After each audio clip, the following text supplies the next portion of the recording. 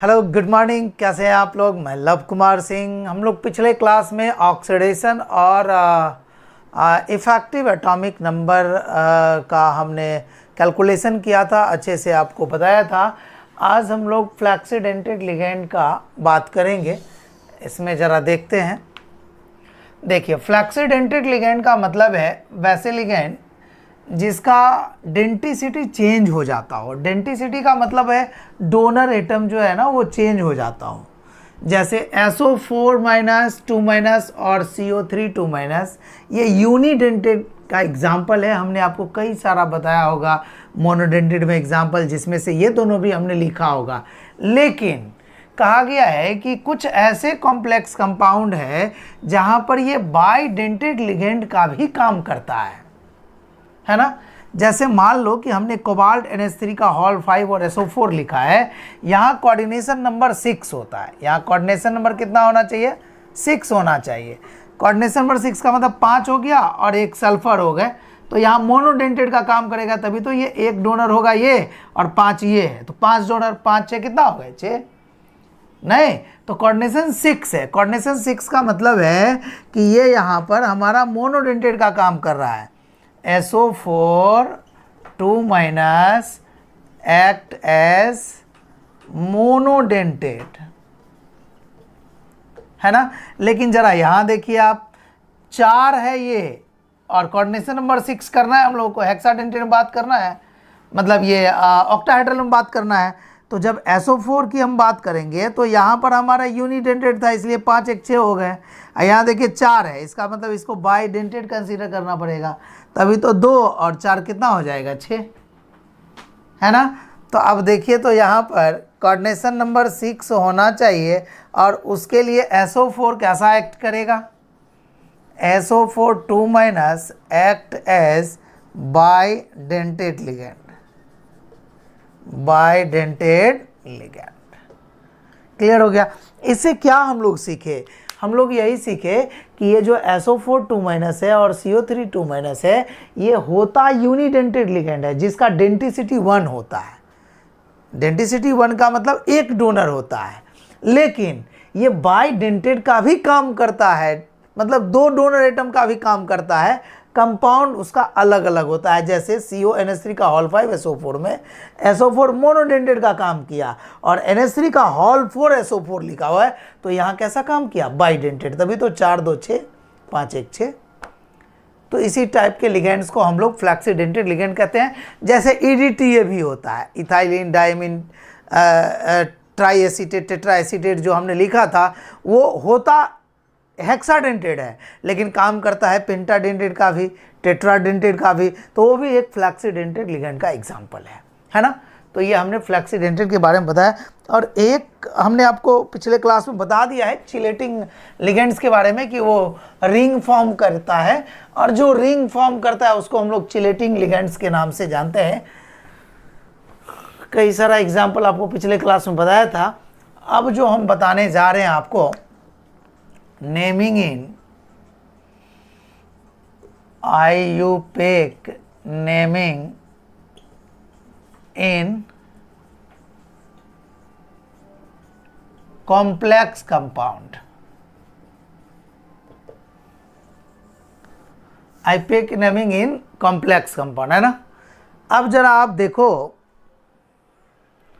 Complex compound में हम आपको नेमिंग की बात कर रहे हैं, तो सबसे पहले देखो ज़रा ध्यान से, यहाँ एक एग्जाम्पल मैंने पहले आपको दिखाता हूँ। K4 है और FeCN का हॉल 6 है। मैं आपसे कहा था कि ये लिगेंड्स होता है, आप याद करो ज़रा सा, ये लिगेंड होता है ना। और कहा था कि ये आपका CMA होता है, सेंट्रल मेटल एटम होता है या आयन होता है ना। तो अब प्रॉब्लम कहाँ है वो ध्यान से देखो। सबसे पहले जब नेमिंग करेंगे ना, तो सबसे पहले हम लोग लिगेंड्स को लिखते हैं। किसको लिखते हैं? लिगेंड्स को, है ना। इसके अंदर कॉम्प्लेक्स के अंदर बात कर रहे हैं, तो सबसे पहले कॉम्प्लेक्स के अंदर हम लोग लिगेंड लिखते हैं, तब CMA लिखते हैं, तब उसका ऑक्सीडेशन नंबर लिखते हैं। अब जैसे मान लो कि अब हमारे पास K4 FeCN का हॉल 6 है, तो सबसे पहले हम लोग डिसाइड करेंगे तो इसमें कौन सा कैटायन पार्ट है और कौन सा एनायन पार्ट है। तो ज़रा देखो, ये जो पोटेशियम है हमारा, ये पोटेशियम किस ग्रुप से बिलोंग करता है? फर्स्ट ग्रुप से बिलोंग करता है, hydrogen lithium sodium, hydrogen lithium sodium potassium rubidium caesium francium. तो फर्स्ट ग्रुप जो है वो +1 आता है ऑक्सीडेशन स्टेट, और 1+1 आएगा। इसका मतलब हो गया कि ये वाला जो पार्ट है हमारा कैटायन पार्ट है, यानी कैटायनिक पार्ट है, और जो अदर पार्ट है हमारा ये जो रह गया, इस पार्ट को हम लोग एनायन पार्ट कहेंगे, है ना। और यहाँ रूल होता है, सबसे पहला रूल होता है कि हम लोग जो नाम लिखते हैं वो कैटायनिक पार्ट को सबसे पहले लिखते हैं। मतलब name of cationic part written first, written first, then anion लिखते हैं ना। इसका जो नाम होगा सबसे पहले लिखेंगे। हम आपको रूल्स लिखा देंगे बाद में, अभी हम आपको सिखा रहे हैं नेमिंग। तो सबसे पहले कॉम्प्लेक्स कंपाउंड के नेमिंग में हम डिसाइड करते हैं कि कैटायन पार्ट कौन सा होगा, एनायन पार्ट कौन सा होगा। तो जैसे डिसाइड कर लिया पोटेशियम को देखते हुए कि पोटेशियम मेटल होता है, ये कैटायनिक पार्ट हो जाएगा, तो बाकी जो पार्ट हमारा बचा हुआ ये पार्ट पूरा का पूरा एनायनिक पार्ट हो जाएगा। क्लियर हो गया। कभी हमारा कॉम्प्लेक्स कंपाउंड एनायनिक पार्ट के अंदर भी होगा, ये CMA, तो कभी हो सकता है कैटायनिक पार्ट के अंदर भी हो। तो इसका मतलब है कि जो हमारा CMA है वो एनायन के अंदर भी हो सकता है और कैटायन के अंदर भी हो सकता है। इसका मतलब आयरन का 2 नाम हो सकता है। अब आयरन का 2 नाम हो सकता है, एक तो सिंपल नाम जैसे आयरन होता है, अगर ये एनायन के अंदर होगा तब तो फेरेट लिखना होगा, जैसे अभी हमने लिखा है एनायन पार्ट। तो ये एनायन पार्ट का मतलब है ये इधर वाला कैटायन, इधर वाला एनायन है। तो एनायन है तो इसका मतलब Fe को हम आयरन नहीं लिखेंगे, अब उसको फेरेट लिखेंगे। निकेल रहता तो निकेलेट लिखते, क्यूपर रहता तो क्यूपरेट लिखते, कोबाल्ट रहता तो कोबाल्टेट लिखते। कब? जब एनायन के अंदर रहेगा तब हम ऐसा बात करेंगे ना। तो अब एक बात बताओ हमारे, अच्छा जो लिगेंड्स रह गए, लिगेंड्स कैसे लिखाएंगे? तो लिगेंड्स भी अलग अलग टाइप का होगा, हो सकता है जैसे वाटर हो, वाटर कैसा लिगेंड है? न्यूट्रल लिगेंड है। जैसे मान लो Cl- है, ये कैसा लिगेंड है? निगेटिव लिगेंड है। तो कोई कोई ऐसा भी होगा जिस पर पॉजिटिव चार्ज होगा, जैसे मान लो NH2 है, NH3+ है। तो अलग अलग टाइप का लिगेंड है। तो लिगेंड कब पॉजिटिव चार्ज होगा तो उसका क्या नाम लिखाएगा, निगेटिव चार्ज होगा तो उसका क्या नाम लिखाएगा, न्यूट्रल होगा तो उसका क्या नाम लिखाएगा। उसी प्रकार से हम लोग यहाँ भी सोचेंगे कि जो K है उसका नाम क्या लिखेंगे।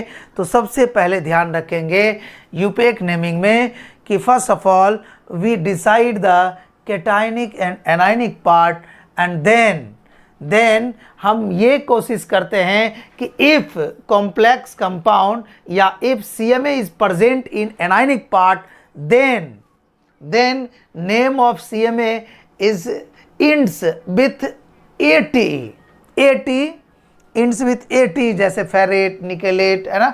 If it present in cationic part then simple name as iron, nickel, silver, like ETC, है ना।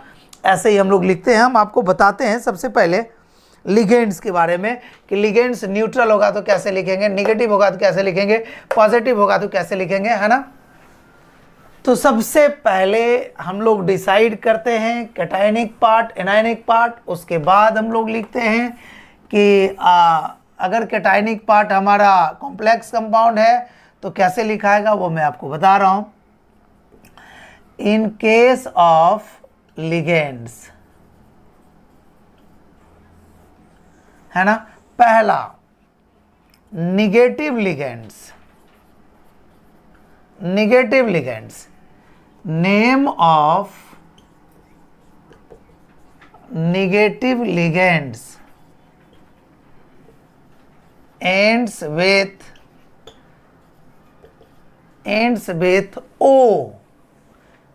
with O, या कई लोग IDO भी लिखता है, जैसे लिख देगा आपको IDO, जैसे कि मतलब क्या, क्लोरिडो, ब्रोमीडो, ऐसे भी लिखता है ना। तो मैं आपको बताता हूँ, और भी जैसे क्लोरिडो हो गया तो कोई NO2- लिखता है, तो AT भी लगाते हैं, कई सारा है, मैं यहाँ लिखता हूँ आपको ढेर सारा, तो आपको समझ में आ जाएगा। जैसे इधर लिख दिया आपको नाम, है ना, और मतलब नाम का मतलब हमने जनरल नाम की बात किया, जनरल नेम हमने लिखा इधर, और इधर लिखा हमने फार्मूला, और यहां पे लिख दिया इसका लिगेंड्स नेम, है ना। अब जरा आप देखो, जनरल नेम में सबसे पहले हम लोग लेते हैं यहां पर जनरल नेम में, या इधर लिख देते हैं हम लोग फार्मूला, और यहां लिखते हैं जनरल नेम एक साथ, है ना। अब आइए, जनरल नेम हो गए, यहाँ फार्मूला हो गया। जैसे मान लो कि हमने आपको यहाँ पर दिखाया Cl-, क्या दिखाया, Cl- अगर लिगेंड होगा तो जनरल नेम इसका क्या लिखेंगे, क्लोराइड। क्या बोलते हैं, क्लोराइड बोलते हैं। अब जब लिगेंड्स नेम उसका लिखेंगे तो ये क्या करेंगे, क्लोरिडो लिखेंगे, ई रिमूव कर देंगे और क्या लगा देंगे, ओ लगा देंगे, है ना। तो क्लोरिडो हो गया, यानी ओ लगा देंगे, या फिर सीधा लिख सकते हैं हम लोग क्लोरो। समझ आया। इसी तरीके से अगर मान लो हमने लिख दिया NO2-, क्या लिख दिया, NO2-, N लिखा हुआ है ना पहले, इसीलिए हम यहाँ लिखेंगे N नाइट्राइट, जनरल नेम है N नाइट्राइट, और यहाँ क्या लिख देंगे, N नाइट्रीटो, N नाइट्रीटो। इसी तरीके से मान लो अगर ONO- रहता है, समझ में आया, NO2- है और ONO- आ गया, इसका मतलब ये एम्बिडेंटेड लिगेंड है। यहाँ डोनर N होता है और यहाँ डोनर O होता है यूनिडेंटेड ही, लेकिन दोनों का डोनर एटम अलग अलग है। तो यहाँ लिखेंगे O नाइट्राइट और इसका लिगेंड नेम हो जाएगा O नाइट्रीटो। अब अगर मान लो कि अगर ऐसा लिखा, मान लो कि हमने ऐसा लिखा, अगर मान लो C2O4 लिखा, तो इसको कहते हैं ऑक्सलेट। क्या कहते हैं, ऑक्सलेट। तो यहाँ लिखेंगे ऑक्सलेटो, क्या लिखेंगे, ऑक्सलेटो। अब आपको और भी आपको बताता हूँ कि कैसे हम और नेगेटिव लिगेंड्स को लिख पाते हैं। आप इसको नोट कर लो, नीचे वाला। आओ यहाँ पर दिखाता हूँ। जैसे मान लो कि हमने लिख दिया SO4 तो इसका जनरल नेम क्या लिखते हैं हम लोग, सल्फेट। क्या लिखते हैं, सल्फेट। तो इसका लिगेंड्स नेम क्या हो जाएगा, सल्फेटो। अगर मान लो हमने यहाँ लिखा CO3 है, इसका लिखा हमने कार्बोनेट। क्या लिखा हमने, कार्बोनेट। तो इसका क्या हो जाएगा, कार्बोनेटो। समझ आ रहा है कि नहीं आ रहा है। इसी तरीके से बहुत सारा नेगेटिव लिगेंड है, हम उस तरीके से उसको दिखा सकते हैं। जैसे मान लीजिए ग्लाइसिन हम लिखेंगे तो उसका फार्मूला थोड़ा लंबा चौड़ा है। जैसे मान लो CH2 है, NH2 है और CO- है ना, इसको कहते हैं ग्लाइसिन। क्या कहते हैं, ग्लाइसिन। तो क्या लिखेंगे यहाँ, ग्लाइसिनो, है ना। तो ये थोड़ा लंबा चौड़ा है, आप इसको अच्छे से लिख सकते हैं, ग्लाइसिनो लिखेंगे, GLYCENO, या ग्लाइसिनेट, ग्लाइसिनेटो भी लिख सकते हैं आप, ग्लाइसिनेटो, है ना, दोनों बात चलेगा। अब देखिए, अगर मान लो जनरल नेम उसका ग्लाइसिन है और जब लिगेंड्स नेम लिखेंगे तो ग्लाइसिनेट हो जाएगा। अब आइए, अगर मान लो बहुत सारा नेगेटिव लिगेंड्स है, हम उसमें दिखाएं आपको, तो अब दूसरा लिखते हैं नेम ऑफ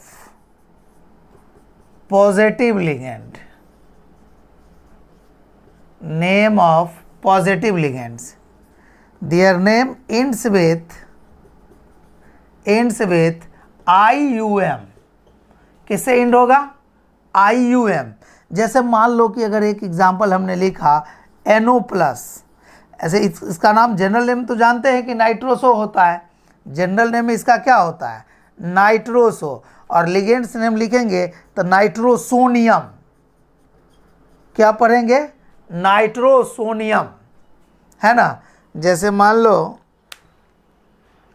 मान लो यहाँ ऊपर में हमने इरेज किया और बताया आपको कि NO2+ है, तो क्या लिखेंगे, इसको नाइट्रो ग्रुप होता है, लेकिन इसको क्या लिखेंगे, नाइट्रोनियम।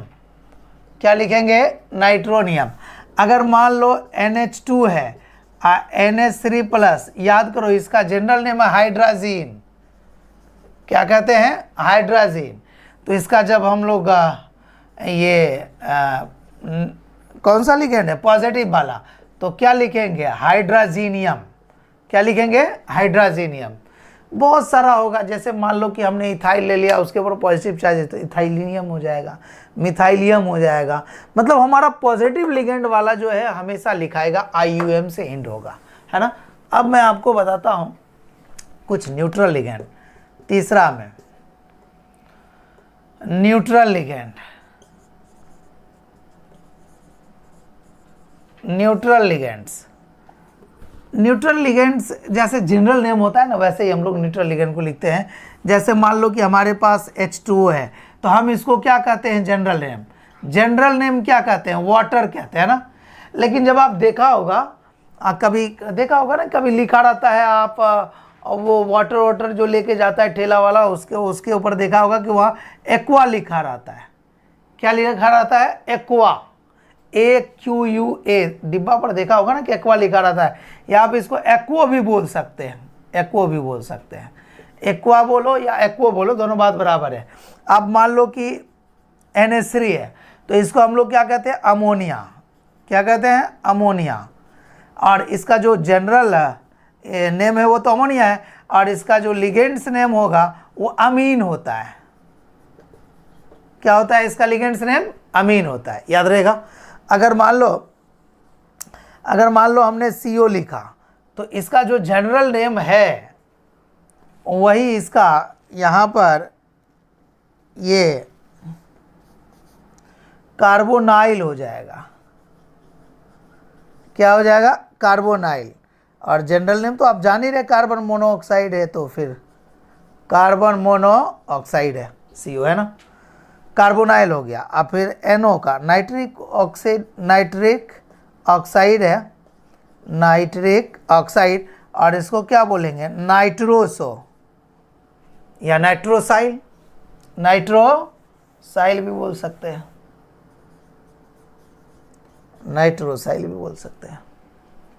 नहीं तो हमने देखा कि निगेटिव लिगेंड्स को कैसे हम लोग लिखते हैं, पॉजिटिव लिगेंड्स को कैसे लिखते हैं, न्यूट्रल लिगेंड्स को कैसे लिखते हैं, है ना। उसमें हमने आपको बताया कई सारा, अगर निगेटिव लिगेंड्स होता है तो उसमें O से एंडिंग होता है, और अगर पॉजिटिव लिगेंड होता है तो IUM से एंडिंग होता है, और न्यूट्रल लिगेंड है तो जैसा है वैसा ही हम लोग लिख देते हैं। जैसे कार्बोनाइल हो गया, नाइट्रोसाइल हो गया, है ना, यही सारा नाम है। अब मैं आपको बताता हूँ कि अगर CMA प्रेजेंट होता है कॉम्प्लेक्स के अंदर अलग अलग, तो कैसे नाम हम लोग उसको लिखते हैं।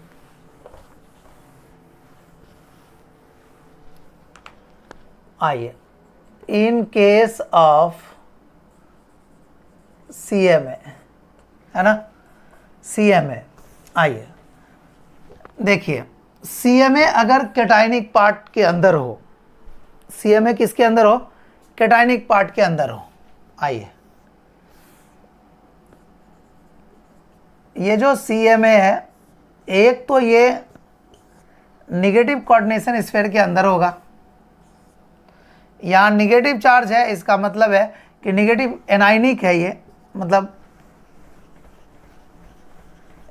केटायन और एनायन होता है ना, तो ये एनायनिक है। और एक दूसरा होगा जो CMA होगा, वो जो प्रेजेंट होगा वो केटायन के अंदर होगा, तो उसको क्या देंगे, केटायनिक है। तो सुनो, जब एनायनिक होगा और केटायनिक हो या फिर न्यूट्रल हो, दोनों का एक ही नाम होगा। और जो एनायनिक होगा उसका जो इंड होगा नाम, name ends with ATE। Anionic वाला जो CMA है, name of CMA in anionic coordination sphere, it's name ends with ATE। और इसका जो नाम जैसे जनरल होता है वो वही हो जाएगा, जैसे आयरन हो, निकेल हो, कॉपर हो, है ना। तो हम आपको बताते हैं इसको अलग से कि एक तरफ हम लिखते हैं उसका नाम और आपको बताते हैं कि उसको कैसे कैसे हम लिख सकते हैं। इधर हमने लिखा एलिमेंट्स,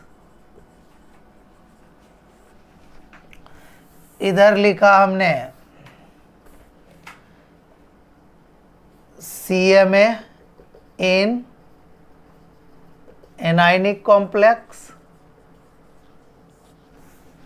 यहां पर लिखा हमने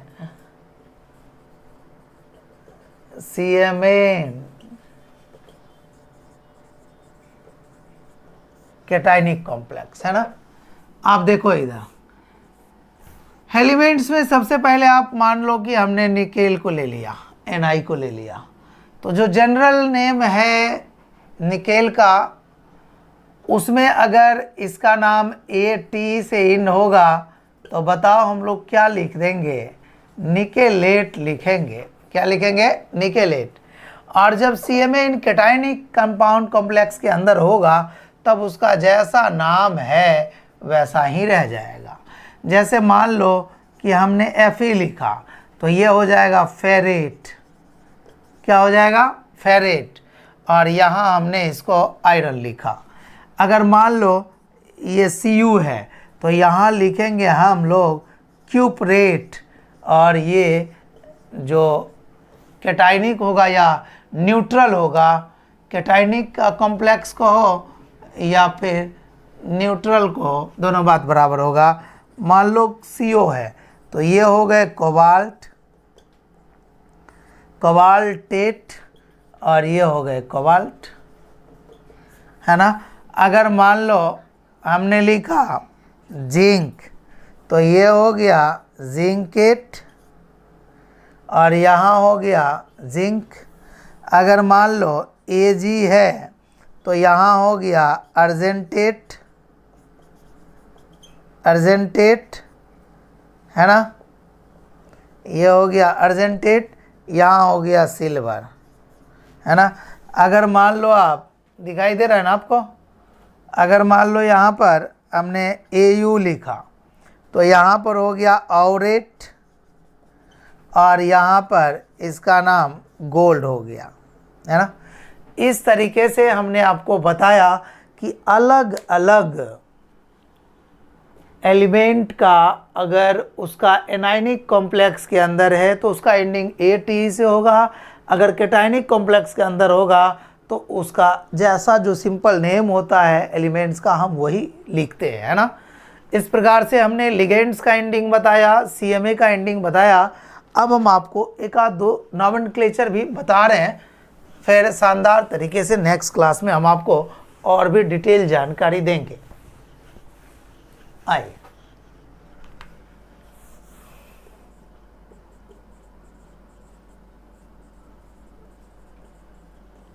यूपिक नेम्स ऑफ कॉम्प्लेक्स कंपाउंड। आइए पहला हमने लिखा, ध्यान से देखना, जैसे मान लो कि हमने पहला लिखा K4 है और FeCN का होल 6 है ना, ऐसा लिख दिया हमने। अब एक बात बताओ कि K4 FeCN का होल 6 हमने लिखा तो हम इसको कैसे लिखेंगे, जरा आप बताओ। सबसे पहले हम कैटायन एनायन पार्ट ढूंढ लेंगे और जब कैटायन एनायन पार्ट ढूंढ लेंगे तो हम लोग देखेंगे कि हमारा जो है कैटायन पार्ट कौन है, कॉम्प्लेक्स है या कोई अदर एलिमेंट है। अगर अदर एलिमेंट है तो हम उसका नाम, कैटायनिक पार्ट है तो पहले लिखेंगे। देखो ये K है और K का जो जनरल नेम होता है उसका नाम है पोटेशियम। क्यों ऐसा कह रहे हैं? क्योंकि हमको मालूम है कि जब पोटेशियम लिखेंगे तो ये कैटायनिक पार्ट है और कैटायनिक पार्ट का नाम पहले लिखेंगे, है ना। कैटायनिक पार्ट का नाम पहले लिखा जाता है तो हम लिखेंगे सबसे पहले पोटेशियम, पोटेशियम POTSS होता है ना, पोटेशियम। और फिर क्या लिखेंगे, अब इसके अंदर बात करेंगे, है ना। अब इसके अंदर देखो, इसके अंदर सबसे पहले हम लोग लिगेंड का नाम लिखते हैं। सबसे पहले किसका नाम लिखते हैं? लिगेंड का नाम लिखते हैं। जैसे हम यूपीएक नोमेनक्लेचर में लिगेंड का नाम लिखते थे, अल्फ़ाबेटिकल ऑर्डर, वैसे ही यहाँ भी करेंगे। तो अभी तो एक ही लिगेंड है और CN का नाम तो होता है साइनाइड, जनरल नेम, और E हटा तो साइनिडो हो गया, या साइनो लिख सकते हैं आप। कितना है ये? 6 है, तो आप लिख देंगे हेक्सा साइनो। कितना लिगेंड है? 6, हेक्सा साइनो हो गया। अब Fe, अब ये कैटायन है तो ये कौन सा पार्ट है? एनायन। अगर Fe एनायन के अंदर प्रेजेंट है तो बताओ क्या लिखोगे? फेरेट लिखोगे या आयरन लिखोगे? तो फेरेट लिखोगे, तो यहाँ लिख देंगे फेरेट। अब इसका ऑक्सीडेशन नंबर निकालो, ये 6 है तो -6 हो गया, ये +4 हो गया, तो ये क्या आ जाएंगे? +2। तो हम लोग रोमन डिजिट में लास्ट में ऐसे लिखते हैं, इससे पता चल गया, और आयन लिख देंगे, है ना? क्लियर हो गया। अब आगे देखिए दूसरा सवाल अगर हम करते हैं तो कैसे लिखेंगे? Na है और CO का, ये CO जो है ना बड़ा वाला है, NiCO का होल 4 है ना। अब देखना जरा, इसका नोमेनक्लेचर करना है, तो बताओ क्या करें? ये CO को हम बताया था ना कार्बोनाइल लिखना है, तो 4 है, हम तो जानते हैं यहाँ 4 0 है, और इस पर भी 4 0 होता है, 0 ऑक्सीडेशन हो गया, तो लिखेंगे tetra carbonyl, tetra carbonyl. Neutral है तो निकेल लिखेंगे, निकेलेट तो लिखेंगे नहीं, निकेल और 0। समझ आया कि नहीं आया? और भी देखिए, अगर और हम नोमेनक्लेचर आपको बताते हैं, जैसे मान लो कॉपर है, En का होल ट्वाइस है, और यहाँ पर हमने लिखा Cl2, और यहाँ हमने लिखा आपका Cl, और यहाँ हमने लिखा आपका OH। ज़रा देखो आप ध्यान से देखना, ये Cl है और ये क्या है? OH है। अब एक बात ज़रा ध्यान से सोचना पड़ेगा, बताओ ये OH कौन सा है? OH वाला कौन सा पार्ट है? एनायन पार्ट है या कैटायन पार्ट है? तो OH पर तो माइनस होता है, तो ये हमारा एनायन पार्ट हो गया, है ना। और ये वाला पार्ट कौन सा हो गया? कैटायन पार्ट हो गया, है ना। अब बताओ, ये क्लोरो Cl से क्लोरो हो गया C से, और En का याद करो, En का जो हमने लिखा था इसका नाम था इथाइलिन डाइएमीन। देखो नोमेनक्लेचर थोड़ा बहुत आना चाहिए ना। अब इथाइलिन डाइएमीन नाम है, और जिसके पास पहले से डाई इंक्लूड होता है, डाई नोमेनक्लेचर आपको याद होगा, जिसके पास already di tri tetra contain होता है, हम लोग उसमें 20 लगाते हैं, ट्रिस लगाते हैं, है ना। तो मान लो कि ये हमारा अगर 2 है, पहले से डाई है इथाइलिन डाइएमीन, इसमें 2 है, तो क्या लगाएंगे? 20 लगाएंगे। तो अब बताओ, पहले क्लोरो लिखेंगे या 20 इथाइलिन डाइएमीन लिखेंगे? पहले हाइड्रोक्सी लिखेंगे। ये कैटायनिक पार्ट है और ये anionic part, cationic part first, तो क्लोरो C से और इथाइलिन डाइएमीन E से, तो पहले क्लोरो लिखेंगे, तो यहाँ लिखेंगे क्लोरो, और फिर क्या लिखेंगे? 20, फिर क्या लिखेंगे? 20 लिखेंगे, और इथाइलिन डाइएमीन, इथाइलिन, थोड़ा स्पेस नहीं है, ध्यान से देखिए, इथाइलिन डाइएमीन ब्रैकेट के अंदर। अब क्या लिखेंगे? कॉपर किसके अंदर? कैटायन के अंदर है या एनायन के अंदर है? तो कैटायन के अंदर है तो कॉपर लिखेंगे, क्यूपरेट नहीं लिखेंगे। क्या लिखेंगे? कॉपर, कॉपर लिख दिया। और इसका ऑक्सीडेशन स्टेट बताओ, तो ये -1 हो गया, ये -1 हो गया, इस पर चार्ज 0 हो गया, तो x है, x -1 बराबर 0, तो x बराबर +2 हो गया, तो इसका +2 हो गया। तो कॉपर क्या लिख देंगे? सेकेंड, और OH का नाम क्या लिख देंगे? Hydroxide, general name. ये लिगेंड नहीं है, ये आउट ऑफ कॉम्प्लेक्स है, इसीलिए हम लोग हाइड्रोक्साइड लिखेंगे, है ना। तो हमने आपको नोमेनक्लेचर भी शुरुआत किया और नोमेनक्लेचर आपको बताया 2-4।